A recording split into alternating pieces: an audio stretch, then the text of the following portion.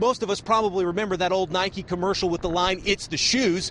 Well, when you ask the question, why would hundreds of people wait outside for hours for the mall to open? Then you ask the question, why would some of those people then break into the mall because they couldn't stand the wait any longer? Well, the answer is, it's the shoes. Switch it up real quick. So this is one of the songs off for YTW. You know, a lot of people that really follow Dom Def might have heard this. What's up, people? Name's Sean, coming from Walters Clothing. Been here like 16 years. Seen a lot of sneaker releases through the years. One of the crazy releases we had was probably that the black and lime green 12s. And you know, we had line down the street, people trying to get up under the gates and everything for them on that day. Concourse was the craziest thing I ever seen. I went out to Stonecrest Mall for the Concord 11s. That's when all this sneaker craze started. Don't nothing touch the Concourse. We had mothers out there with their children. It was raining, left their kids in the car all night. DeKalb police arrested several people, including this woman, who they say left her children inside her SUV so she could go inside the mall. Cops had to break windows out of the vehicle to get the 1- and 5-year-olds out safely. I knew somebody, I went to school with somebody, and they worked at Stonecrest in one of the sneaker stores. He let me in. The kids seen me go in through the back, and when I was standing in the employee line, they didn't like that too much. So what ended up happening was they popped the door. And people flooded the mall, they broke the door down, all that crazy shit you saw on the news. I was there, I lived that shit, shit wild. I ever stood in line, shit, I don't do that, I don't play that. I ain't playing the line role, fuck that. Oh, I ain't gonna stand no line, I ain't lying to you. I just rather pay the extra money, whatever I got to pay. It's easy too. I had to pay. I ain't waiting on line, but I had to pay $1,800 too for mine though.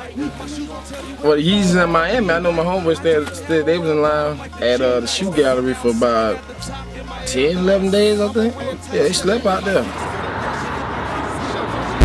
I feel like it's ignorant to pay a lot of money for them, but I mean, I'll pay $200, but I feel like that's ridiculous.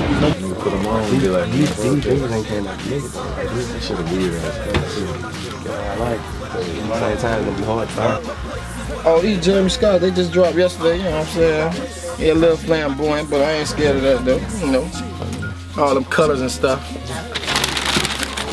Probably got over 500 pair of kicks. I guess sneakers just like life to me. They always changing, always new, always just steady moving. I always love kicks forever. Forever, ever, ever, ever.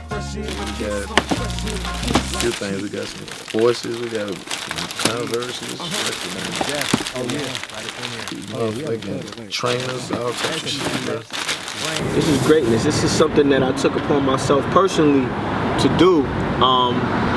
It's for my boy Paul. Paul Sampleton. He got killed over some shoes. But he loved to collect shoes. He had all the shoes. We're following a developing story. A teenager killed inside his home. Police say someone shot him during an apparent robbery. The lead involving sneakers that detectives are now investigating. Police say the Grayson High School freshman football player had returned home from school after a half day, the last day before winter break, when someone shot him. Investigators say there was evidence of a robbery inside the home. His peers believe one of them may involve the teen's extensive shoe collection. They say he frequented a Facebook site where people sell and swap high-priced sneakers and other items. They shot him. They shot him for his shoes. From my understanding, he came home, it was a half day, and somebody was in his house. He had 3 people break in his house, and I guess they got in a scuffle, and it was about his shoes, and it was people that he went to school with. I think the thing that hurt me the most about that is that they tied him up, and they gagged him, you know? I mean, you know where the shoes is at. You didn't have to take his life. I feel like maybe they went in there with no mask on, or he knew who it was off top, because there's no way you're gonna kill somebody over shoes and you know where they're at. They didn't take anything else, and they left them there for his parents to find them. You know, and that's the coldest thing in the world. That boy, he had a bright future. Bright future. He was a good young man. R.I.P. Paul, man.